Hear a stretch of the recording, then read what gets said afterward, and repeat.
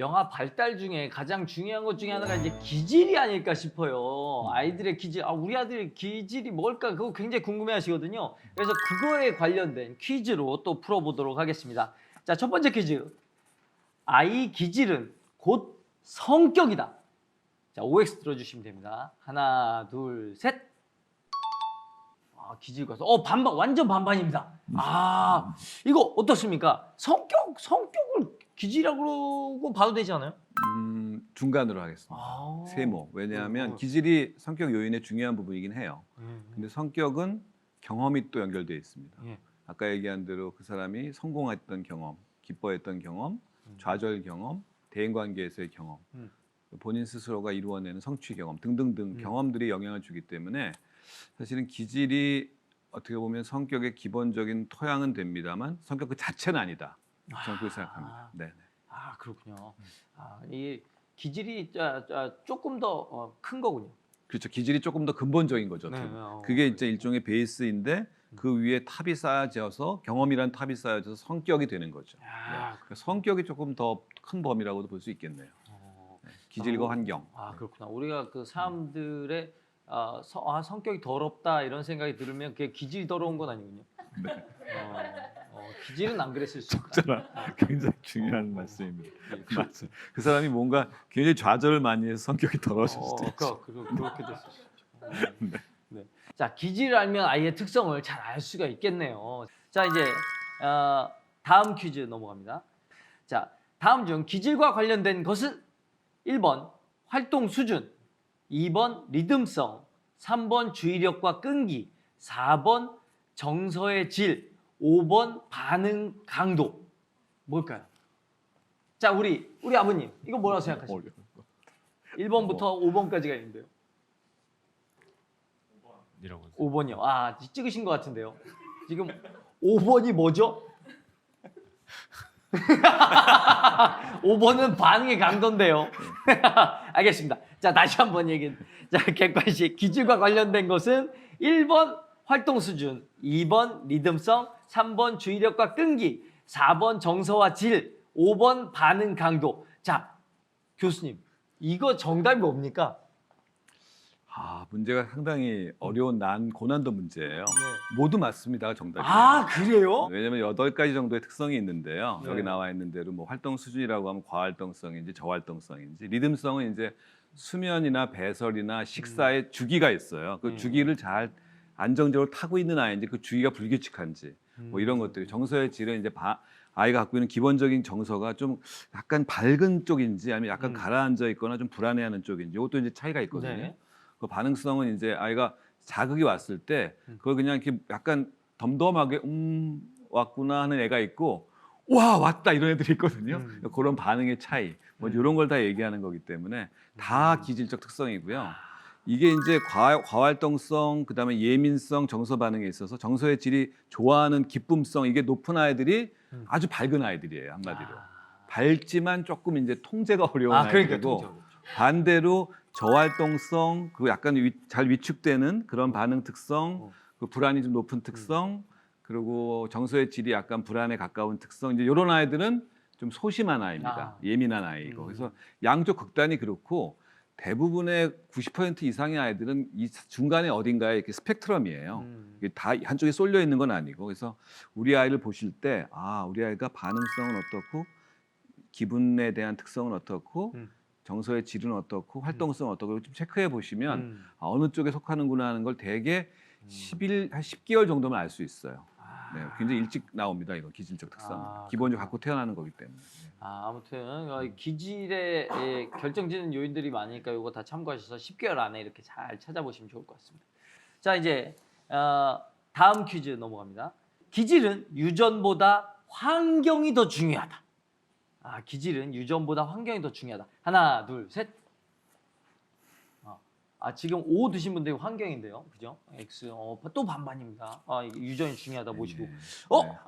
유전이 더 중요한 거. 또 반인가요? 이게 애매해요.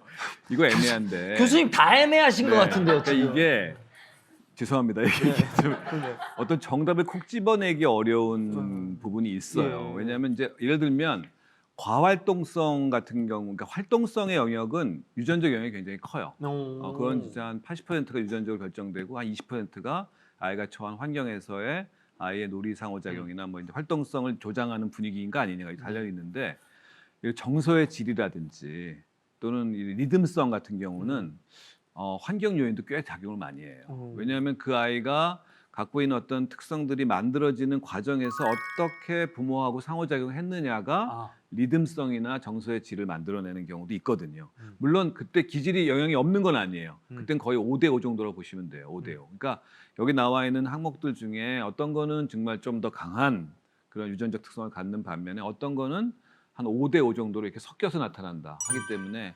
유전성하고 환경성 둘 다 중요하다. 둘 다 영향을 미친다가 정답이고 그거에 대한 정도는 각각 특성마다 좀 다르다. 그래서 저는 이 세모를 들었습니다. 그럼 환경도 영향을 줄 수 있으면 만약에 아이가 안 좋은 환경에 놓였었을 때 이 기질에 영향이 많이 갈까요? 막 분위기 집안 분위기 같은 거 그러니까 기질적인 특성들이 어떤 한쪽으로 나타나기 유리한 조건의 환경이 갖춰지면 그쪽으로 확 나타날 가능성이 높거든요. 이런. 그러니까 예를 들어서 굉장히 밝은 아이인데 그 밝은 거를 집안 분위기가 같이 허용해주는 환경이에요. 같이 막 뛰는 거 좋아하고 막 같이 깔깔거리고 웃고 엄마 아빠도 굉장히 그런 걸 수용해주고 하는 분위기면은 그게 더 강화가 되겠죠. 근데 반대로 부모님이 그런 거를 굉장히 엄격히 통제하시고 뭐 층간 소음 이런 것 때문에 안 돼, 조용히, 뛰면 안 돼, 조용히. 뛰면 안 돼. 뭐 밥 이런 먹을 때 식의 말하지 말라 그랬지? 이런 그렇죠. 통제 중심을 하시는 분들은 그거 영향을 받아서 아이가 활동성이 좀 조절이 돼요. 그러니까 그런 차이는 있는데 그게 근본적으로 사라지는 건 아니어서 아까 활동성 같은 경우 어머니가 통제하시게 되면 돌아다니진 않는데 앉아서 막 다리를 좀 떤다든지 계속 꼼지락 한다든지 의자를 자꾸 뒤로 제꼈다가 내렸다 한다든지 이런 약간 허용되는 특성으로 바뀌기도 해요. 그러니까 그런 이제 상호작용이 있다는 거 그건 우리가 알 필요가 있죠. 아, 그렇군요. 다음 퀴즈는 굉장히 여러분이 궁금하실 만한 퀴즈예요. 양육만 잘하면 기질을 바꿀 수 있다. 아, 양육만 잘하면 기질을 바꿀 수 있다. 하나, 둘, 셋. 아, 못 바꾼다가 가장 많은데요. 이거 어떻습니까? 못 바꾸는군요. 그러니까 기질을 바꾸려고 하는 그 시도 자체를 저는 조심스럽다고 생각하는 부분이 있고요. 물론 기질적인 부분들이 아까 얘기한 환경 통제나 환경에서의 어떤 그 아이에게 격려해주는, 수용해주는 정도에 따라서 표현하는 양상은 달라질 수 있어요. 그러니까 그 표현 양상이 달라지는 게 그 아이의 적응에 있어서 중요한 부분이라면 그건 지속적으로 또 그렇게 부모님들이 그런 환경적 압력을 가하시겠죠. 그래서 변형된 상태로 좀 지속될 수는 있습니다만 기본적으로 갖고 있는 기질 자체가 사라지는 건 아니에요. 그러니까 기질 자체가 갖고 있는 특성은 아이가 갖고 있는 그런 생활에 있어서의 아이의 기본적인 준비 상태를 나타내는 거기 때문에 그게 바뀌지거나 오히려 꺾이면은 아이가 더 좀 어떻게 보면은 자기가 아닌 척 해야 되잖아요. 그러니까 그건 오히려 좀 더 좋지 않은 영향을 미칠 수가 있고 대신에 이제 그런 기질적인 통제를 부모님께서 아이한테 일관되게 해줬을 때 그 아이가 사회적 적응을 오히려 잘하는 쪽으로 간다면은 그거는 그 아이도 나중에 그걸 깨닫게 돼요. 내가 이렇게 행동하는 게 내 기질대로 행동하는 것보다 낫구나 하면 의식적 통제가 가능해지는 이제 때가 오는데 그게 되게 학령기, 청소년기, 성인기 넘어가면 이제 그게 확실해져요. 그래서 그 스스로가 자기의 기질을 통제할 수 있게 됩니다. 그래서 어떻게 보면은 그게 사회적 적응에 유리한 쪽이라면은 그걸 이제 더 발전시킬 수 있는 게 생기는 거죠. 그래서 양쪽이 다 중요한데 하다는 게 그런 말씀입니다. 기질 자체를 다 표현하게 하는 것만이 아이한테 꼭 좋은 건 아니다. 하지만 그 표현되는 기질을 너무 일찍 바꾸려고 하다 보면 아이가 그것 때문에 위축될 수 있다. 대신에 그게 사회적으로 유리한 방향이라면 부모님의 적절한 통제에 의해서 아이가 그걸 학습하는 게 그 아이한테 유리하고 그렇게 유리한 거라면 그 아이가 그걸 계속 지속하고 발전시킬 가능성이 있다. 뭐 이렇게 말씀드릴 수가 있습니다. 이것도 이건 이제 기질이라는 게 단지 영유아기 뭐 요런 시기가 아니고 계속 커 나가면서 또 기질이 손봐질 수 있고 발전할 수 있는 거군요. 그렇죠. 네, 맞습니다. 자, 그러면 이제 마지막 OX인데요. 아이의 기질 유형은 구분 지을 수 없다. 기질 유형을 구분 지을 수 없다라고 했는데 이거 답해 보겠습니다. 하나, 둘, 셋. 기질 유형. 여기도 갈리긴 갈리네요. 예, 아이의 기질 유형을 구분 지을 수 없다. 그러니까 구분 지을 수 있다는 거죠. 그죠? 예, 그죠? 그 구분 지을 수 없다. 그러면 지금까지 무슨 얘기 들으신 거예요? 그 얘기 좀 해주세요. 왜 구분 지을 수 없다고 생각하십니까?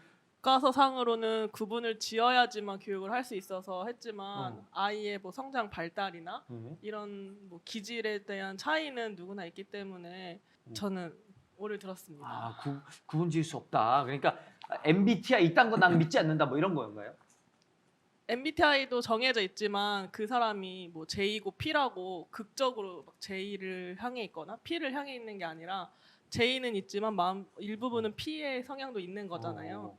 그렇기 때문에 그거를 과연 50대 50이라고 딱 구분질 수 없는 것처럼 구분질 수 없다고 생각을 했습니다. 철학적이네. 약간 짬짬이형 같은 느낌이 있어요. 예. 요거 어떻게 합니까? 아니 근데 좀 말씀도 일리가 있는 것 같아요. 그러니까 기본적으로 기질은 아까 8가지의 그런 행동 특성이나 정서 특성과 사회성 특성을 가지고 이제 좀 빠르게 나타나는 아이, 또 그 순한 아이, 좀 기질이 어려운 아이, 뭐 이제 이렇게 나눌 수 있고 또 조금 늦은 아이, 뭐 이렇게도 구분을 할 수 있어요. 그래서 크게 3가지 유형으로 얘기하면은 순한 아이, 좀 어려운 아이, 그 다음에 조금 늦지만 천천히 자라는 아이 이렇게 구분하기도 하고 4가지로 빠른 아이로 아예 그냥 나누는 경우도 있는데 이런 구분들이 맞습니다. 아주 인공적인 거예요, 사실은.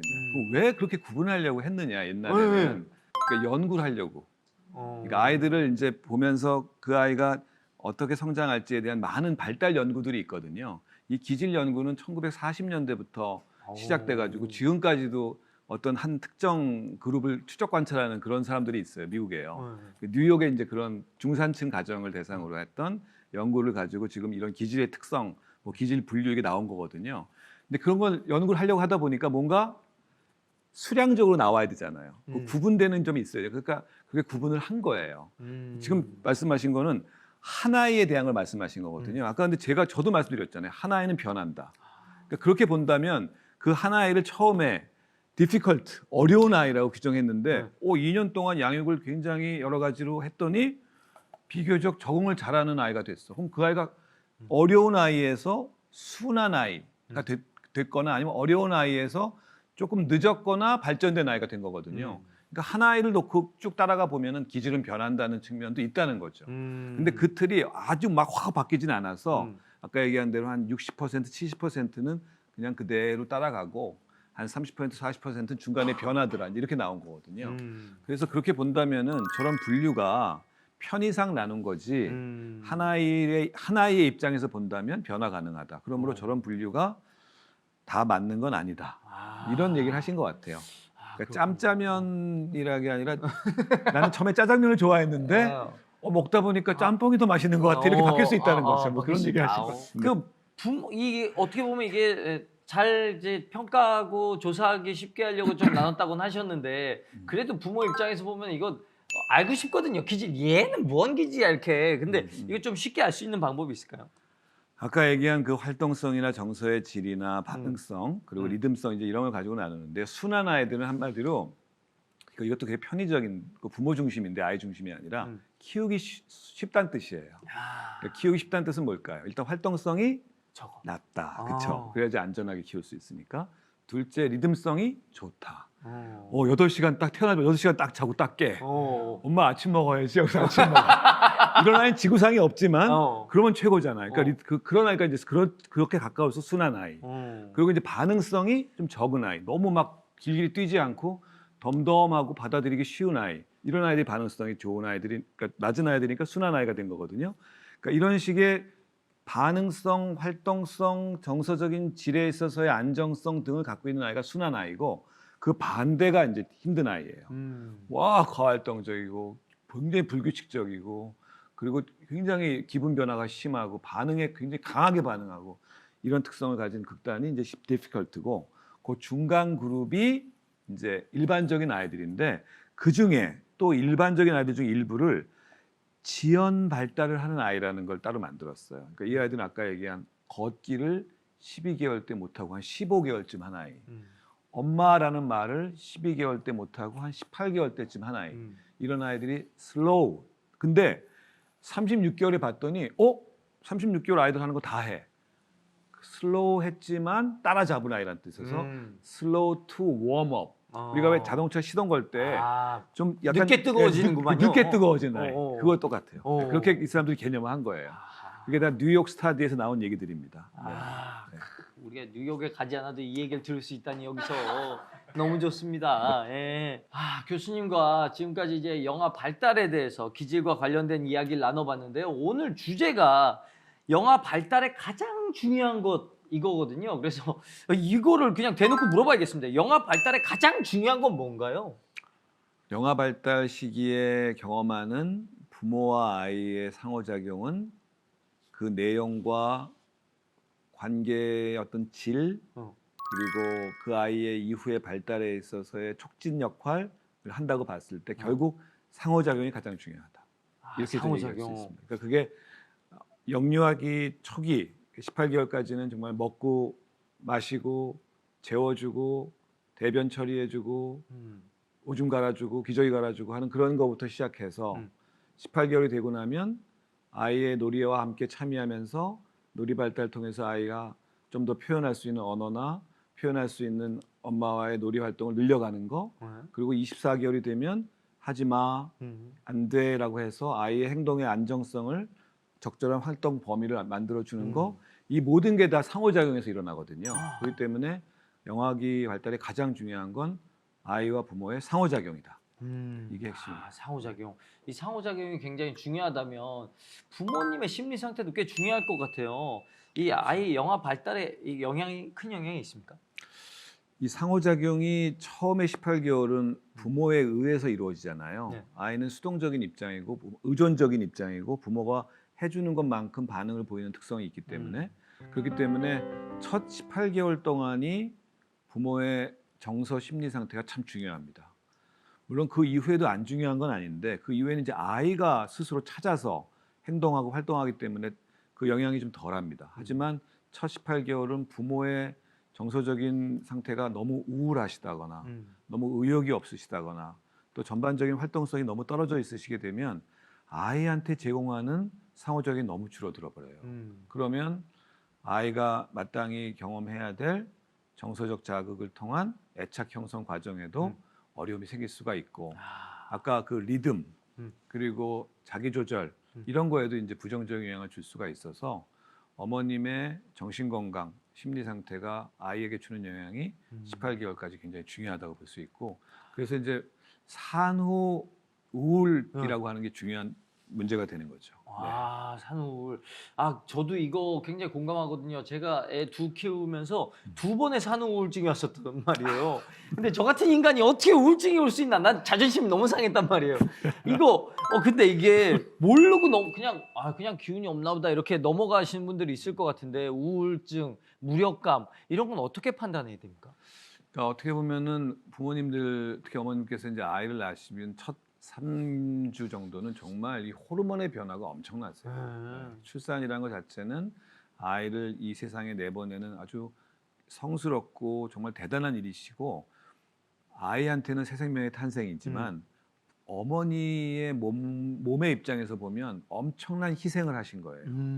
면역 계통에도 엄청난 변화가 오고 호르몬 계통에도 엄청난 변화가 오기 때문에 이 면역 계통과 호르몬 계통의 변화는 신경 네트워크에 영향을 주고 바로 기분 변화나 여러 가지 정서적인 상태의 변화를 가져와요. 그래서 첫 4주 동안에는 약간 부모님들이 다운되시고 의욕이 없어지시고 아이가 태어났는데 왜 나 즐겁지가 않지? 막 이런 식의 약간의 죄책감을 경험하시는 게 자연스러울 수 있어요.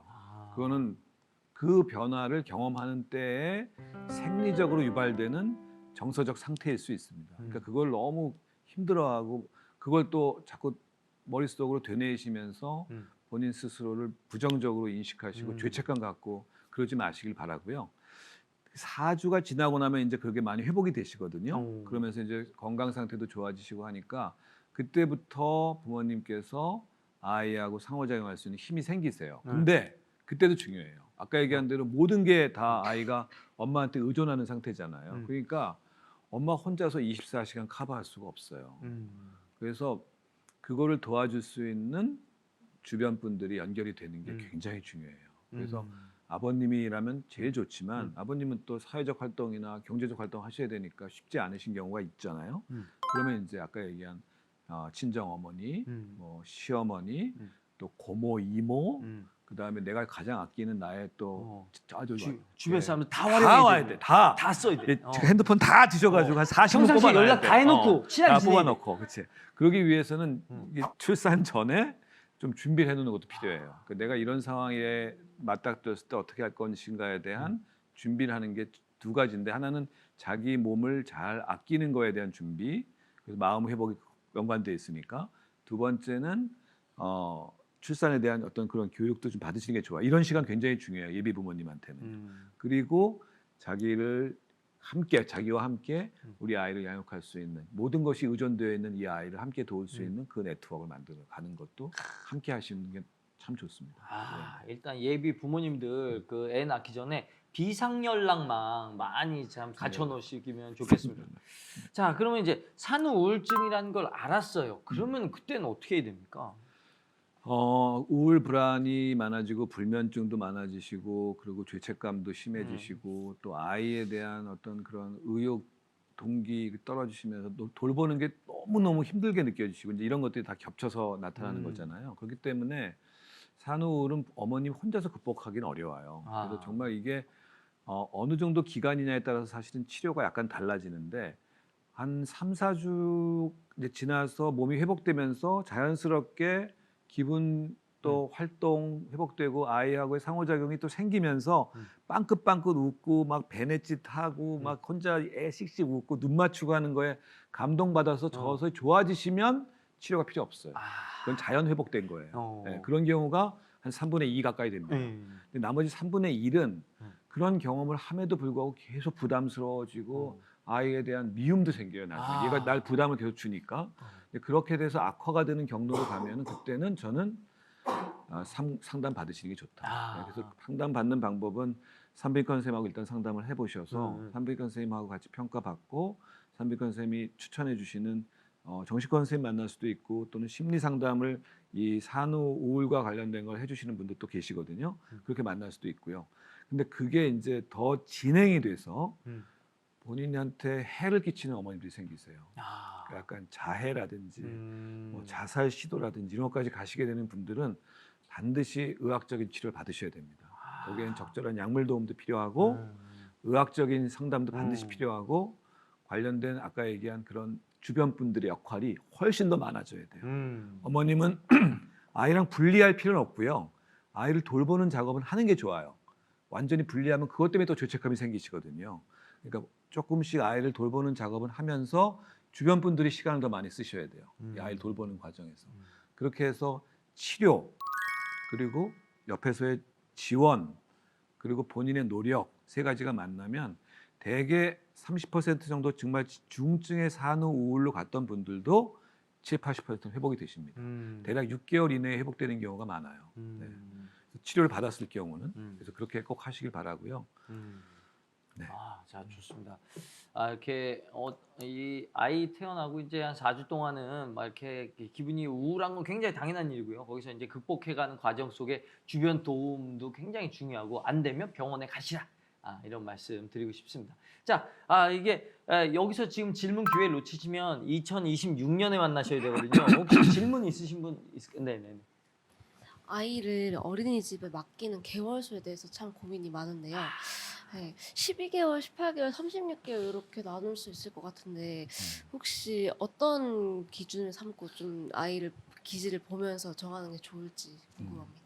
기질을 보면서 정하신다는 거 보니까 오늘 강의 정말 제대로 이제 잘 들으신 들었어요. 것 같아요. 맞아, 기질에 따라 좀 달라요. 어. 근데 이제 기본적으로 어머니의 역할을 대신할 수 있는 어린이집은 저는 사실은 존재하진 않는다고 생각해요. 특히 18개월까지는요. 그래서 저는 사실은 가능하면 18개월까지는 어린이집을 보낸다 하더라도 부분적으로만. 그러니까 시간을 이제 어린이집 보내는 게 어느 시간적 안배가 이제 가능하시잖아요. 그러니까 시간적 안배를 좀 하셔서 보낼 수 있는 건 사실은 6개월 때 보내는 어머니도 지금 계신데, 저는 그건 너무 빠르신 것 같고, 이제 돌 지나서 적응기를 좀 거치면서 보낼 수 있다고 생각을 합니다만, 한 18개월까지는 그 보내는 시간을 좀 짧게 하시는 게 좋다고 생각해요. 그래서 그렇게 하고 아이를 돌보는 시간에 우리 어머님 또는 어머님을 대신할 수 있는 주 양육자가 함께 참여하는 돌봄 시간을 갖는 게 좋다. 18개월이 지나서 그 아이가 초기 몇 시간 동안에 어린이집 적응을 비교적 잘하고 있다면 그때부터는 좀 더 긴 시간을 어린이집 보내는 것도 가능해지기 시작하고 그때부터는 아이가 이제 돌아와서 뭐 어린이집에서 있었던 일도 띄엄띄엄 단문으로 얘기하고 어린이집 선생님하고의 또 애착이 아까 애착의 확산 말씀드렸잖아요. 애착이 확산되면서 거기 돌보는 선생님들하고도 관계가 만들어지니까 어머님의 역할을 또 어머님을 도와주는 주 양육자, 다른 주 양육자 역할을 대신할 수 있을 정도의 기능이 만들어지는 거예요. 그래서 저는 12개월 정도에 보내 있는 걸 시작하시는 건 좋으나 18개월까지의 한 6개월 정도는 그래도 조금 더 시간을 안배를 좀 적게 하셔서 주 양육자와 보내는 시간을 일정 정도 확보하시도록 말씀드리고 싶습니다. 아, 그렇군요. 뭐 참고로 너무 이상적이라고 생각하실 수도 있을 것 같아요. 그러니까. 야, 진짜 이상적이다. 나 지금 6개월만 일하고 나 지금 직장 복귀해야 그러니까. 돼. 그런 경우 걱정이실 거예요. 사실은 그런 경우 너무 많거든요. 그럴 때는 부모님께서 이제 정말 좀 작전을 짜셔야 돼요. 어린이집을 일단은 잘 고르셔야 돼요. 영화를 보내는 경우는 어린이집 선생님들이 이미 아주 엑스퍼트들도 있어요. 아주 전문가.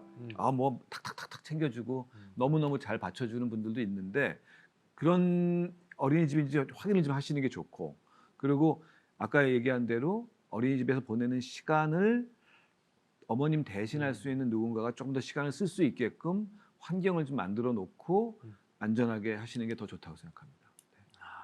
결국에는 사람 어른들의 역할이 필요해요. 네. 자, 오늘 이제 많은 분들 이제 예비 부모님들이 도움이 많이 되셨을 것 같은데요. 진짜 오늘 소감 어떠셨습니까? 오늘 너무 유익한 시간이었던 것 같습니다. 네. 교수님을 이렇게 뵙고 얘기를 나눌 수 있었다는 게 굉장히 영광이고 또 직접 이렇게 들으니까 유튜브나 이렇게 보는 것이랑 너무 다른 것 또 같아요. 다르죠. 네. 더 귀에 더 잘 들리기도 하고. 네, 맞습니다. 오늘 예비 부모님들 이거 시청하신 분들 많이 있었을 텐데 어떻게 예비 부모님께 하실 말씀 있으실까요? 마지막으로. 저는 다른 것보다도 우리 부모님들 너무너무 훌륭하시거든요. 제가 만나본 모든 부모님들은 물론 그분들이 갖고 있는 어떤 여러 가지 사회적인, 경제적인, 상황적 여건에 따라서 아이한테 해줄 수 있는 거는 굉장히 다양할 수밖에 없지만 아이에 대한 관심과 사랑은 너무너무 크신 분들이 많으세요. 그것 때문에 오히려 약간의 그런 죄책감을 느끼고 우울해지시고 그 우울한 것 때문에 어떤 역할을 하시는데 제약이 생기시는 경우도 제가 많이 봐왔습니다.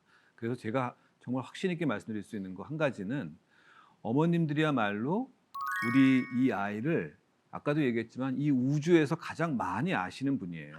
이 아이가 태어나는 장면, 태어나서 첫 탯줄을 자르는 거, 첫 울음을 우는 거, 그리고 그 아이가 처음 눈을 맞춘 거, 그 아이랑 처음 베넷짓을 하면서 같이 말도 안 되는 이야기를 까꿍까꿍 하면서 했던 거, 이 모든 것들이 이 아이와 나눴던 아주 유일한 사람이거든요. 그거는 어느 누구도 대신할 수 없는 아이와의 관계의 힘입니다. 그리고 그것이야말로 이 아이를 어떻게 양육할까에 대한 앞으로의 방향을 정해주는데 가장 큰 정보예요. 그리고 아까 얘기한 그 기타 이제 뭐 기질에 대한 거나 애착 과정에 대한 거 이런 것들은 그냥 참고로 생각하시면 됩니다. 그러니까 어머니들이 마음 가는 대로 어머니들이 사랑하는 대로 이 아이한테 주고 싶은 거를 많이 주고 함께 생활하시기를 저는 당부드리고 싶어요. 거기에는 저는 뭐 다른 말보다도 육아 자신감이라는 표현을 저는 쓰고 싶은데 정말 자신감 가지세요. 뭐 이게 뭐 약간 어려우실 때도 있죠. 아이의 특성에 따라서. 하지만 그것도 이 아이가 갖고 있는 기질과 특성을 다시 한번 떠올려 보시면서 그렇다면 이렇게 한번 해볼까? 이렇게 한번 해볼까? 이렇게 하면서 같이 해나가시고 아버님 또 나를 낳아주시고 돌봐주신 나의 부모님과 상의하시면서 해결해 가신다면 많은 부분에서 크게 어려움 없이 어려움 없이는 거짓말 같아요. 어려움은 있지만 잘 해나가실 수 있다고 생각합니다. 그 자신감 가지시길 바래요. 저는 그거 한 가지 말씀드리고 싶습니다. 그렇습니다. 육아 자신감, 여러분에게 육아 자신감을 전해드리기 위해 저희가 오늘 최선을 다했는데 사실 그렇습니다. 이 아이를 키움에 있어서 가장 최선은 뭐냐? 정말 최선을 다해야 되는데 최선이 뭐냐라고 말씀드린다면 정말 내일도 할 수 있을 만큼 오늘 하는 거라고 말씀을 전하고 싶습니다. 딱 오늘 적정히 할 만큼만 딱 하시고 내일도 또 그만큼만 하시고 이렇게 해서 넘어가시면 좋은 부모가 되실 수 있지 않을까 생각이 듭니다. 자, 오늘 이제 예비 부모 교육을 이렇게 진행하면서 좋은 말씀 많이 해주셔서 너무 감사드리고요. 아, 정말 저희는 27년도에나 다시 만날 수 있을지 모르겠는데 아무튼 오늘 너무 유익한 시간이었고요. 이 자리에 함께 해주셔서 너무 감사드립니다. 김국영 교수님 감사합니다. 감사합니다. 감사합니다. 감사합니다. 감사합니다.